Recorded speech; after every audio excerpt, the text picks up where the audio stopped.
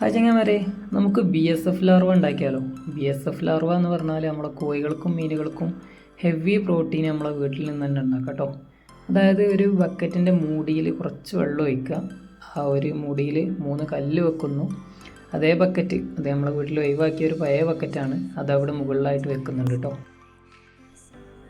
നമ്മളിതാ നമ്മുടെ അടുക്കളയിലെ കുറച്ച് മാലിന്യം ഈ ഒരു ബക്കറ്റിൽ നിക്ഷേപിക്കുന്നുണ്ട്.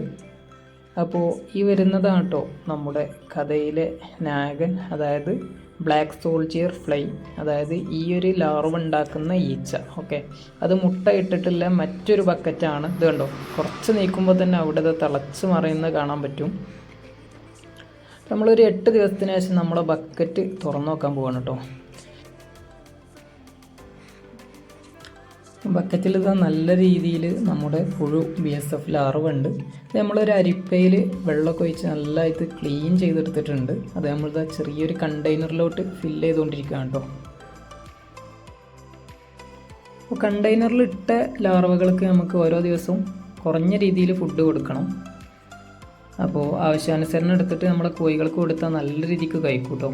ഈ പണിക്ക് എടുത്തതിൻ്റെ റിസൾട്ടാണ് കേട്ടോ ഈ കാണുന്നത്, നാടൻ കോഴിമുട്ട. അപ്പം നമ്മൾ മേക്ക് ചെയ്തിട്ടുള്ള BSF ലാർവ ഇതാ ഡ്രൈ ആക്കിയിട്ട് ഫ്ലിപ്കാർട്ടിൽ സെയിലിന് അവൈലബിൾ ആണ് കേട്ടോ.